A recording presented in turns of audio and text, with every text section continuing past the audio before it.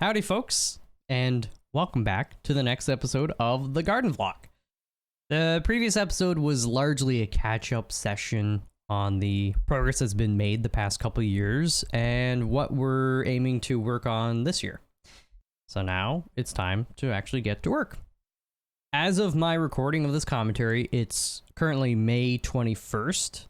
However, the footage shown in this episode was largely taken in early to late April, with a few more of the shots in a relatively warm May early on.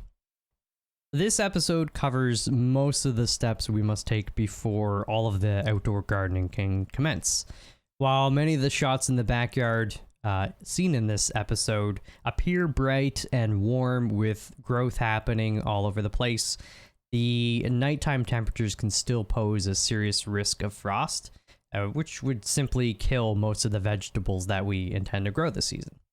One of the trickier aspects of growing different crops is that they often mature at different rates. They can prefer different amounts of sun or shade, different frequencies of watering, and varying tolerances to temperature. For these reasons, it's tremendously helpful to plan out what we're growing, where it will grow, and if sowing the seed ourselves, when and where you need to start. A number of the crops we're growing this season can wait to be sown directly outside once the risk of frost is gone. Things like radishes, carrots, dill, cucumber, green onion are just a few of the things that we can wait to start outside in late May or even early June, as they don't need as much time to grow and mature. On the other hand, the two primary crops we like to grow, peppers and tomatoes, need a few months of growth to mature before they begin producing. And that's what brings us here today. For the peppers, tomatoes, eggplants, and various herbs we want to grow outside and have a decent harvest, we must start sowing the seeds indoors in mid-March to early April to ensure they have ample time to develop. The footage in this episode of the seed sowing took place right around at the end of March.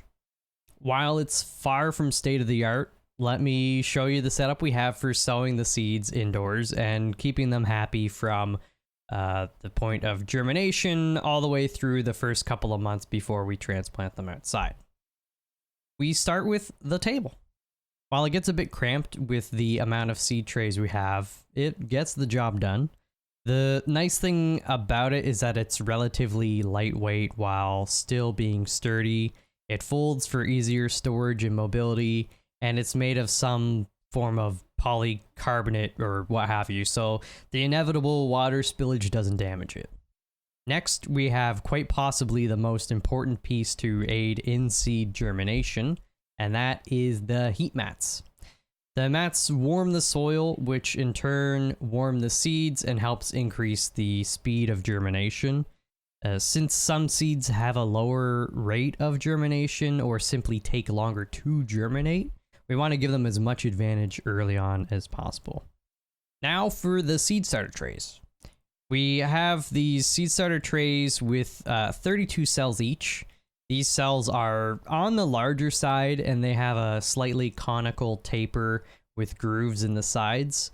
The purpose of this is supposedly to encourage roots to grow downward rather than kind of stay more shallow and spiraling. And that's really important because a good root development early on in a plant's life will pay dividends down the road to ensure they're getting all of the nutrients and water to grow the plant larger and be able to support more bloom and fruit development. The other half of this combo is the bottom tray, which catches any water that drains through the cells and makes sure it stays off the heat mats. The bottom tray also adds a good bit of rigidity, so moving the trays around is a much less floppy affair once we reach that point where we want to start hardening off the plants, which requires a lot of bringing them outdoors, bringing them back in, so on and so forth. We then have the optional but heavily recommended humidity domes. These domes help keep the warm and humid air next to the soil so that it doesn't dry out, and they have adjustable vents at the top to help control that temperature and humidity if things end up getting a little too wet and warm. Once the seedlings begin to sprout, the domes will come off and stay off, along with removing the heat mats for a few reasons. The domes trapping all that moisture will mean the soil stays wet, and when the plants have actual roots at that point, you don't want that, as the wet soil could lead to root rot, mold and mildew, and a number of other things that just simply do not help the plant. The heat mats will also work against the plants at that point, because if you remove the dome, it means that the moisture and the humidity will escape, and then the soil can dry out too quickly. So by removing the dome and the heat mats at the same time, the soil won't be too wet, and it will also not dry out too quickly. The other thing that the domes get in the way of is moving air. So one of the biggest issues with seedlings is that they can tend to get a bit leggy, and this is caused by a few things, like not having enough light or a lack of wind. So by setting up a fan, we can gently blow air towards the seedlings, which simulates the wind. And as a result, the seedlings react to the wind, and they start to thicken up their stems to the point where they're able to stand up all on their own. Next, we have the seed starting mix that goes in the trays. There are many different brands out there, and many likely better than what I use, but it seems to get the job done for the several years I've been using it, and it's relatively cheap. The general purpose of it is to help with the faster seed germination, quicker and more vigorous root development, improved drainage, and enrichment with nutrients to continually feed the seedlings early in their life. And the last thing before we get to the seeds are the lights. These are LED lights that we hang from the ceiling, and then as the seedlings get taller, we raise them up. The lights in particular are more in the red spectrum, which generally speaking is less than ideal for our specific use case, but they do still work well enough. Blue wavelengths of light are better for foliage and root development, while the red wavelengths help more with flower and fruit development. Since we only start the plants indoors and then move them outside long before they flower, this setup is a little bit backwards, as you can see. That said, these were on sale when I originally got them, and they've still been solid in helping us get the plants going. It's just something to consider if you're pondering what sort of lights to get. In the future, I would simply go for a grow light labeled as full spectrum, since they're made to include a balance of the blue and red and all the other wavelengths of light that are important for a plant's growth cycle. And now we finally get to the main event, the seeds. As I previously mentioned, we're only starting some of the seeds here, and we'll wait about another month to start some of the quicker growing ones.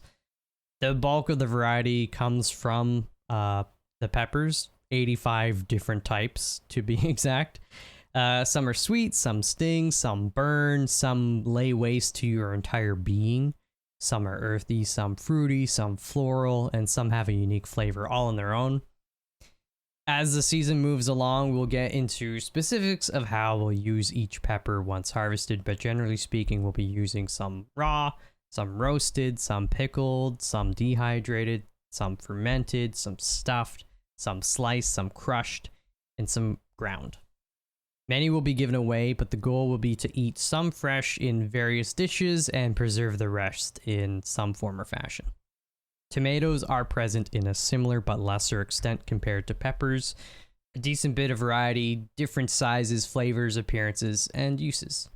And of course, we have an assortment of other vegetables and herbs that we will be using and preserving in much the same fashion as the peppers and tomatoes. With the seeds all ready and a spreadsheet indicating which are going in each cell, we start sowing. The process is simple if not a bit monotonous.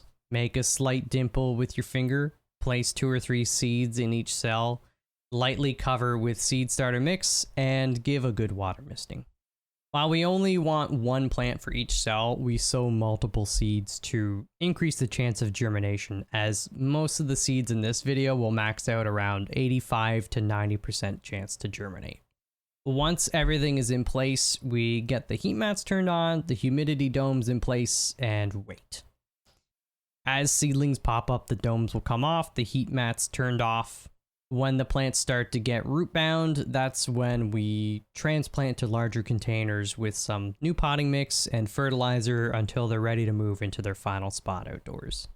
One vital step not shown in this episode is the process of hardening off the plants, which involves bringing them outside on an overcast day or in a shady area for about an hour on the first day, and then 2 hours the next, and so on until they've adjusted to the strength of the sun.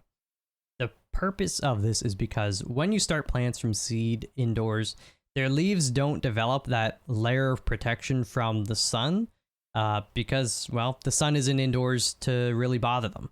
So by slowly introducing them outside, they can adapt over a period of a week or two before they're ready to take on the full strength of the sun all day long.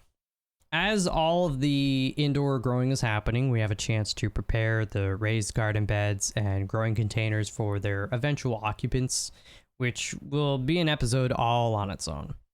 We also get to watch as the various trees and shrubs planted previously wake up and put on new growth, and we begin scheming what and where to add more.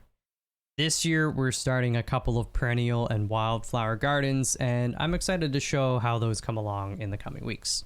Of course, if you have any questions about this video or things to come, leave a comment. For now, we'll give all of the seedlings time to grow before they move outside. I hope you've enjoyed the update and look forward to seeing you in the next episode. Until then, peace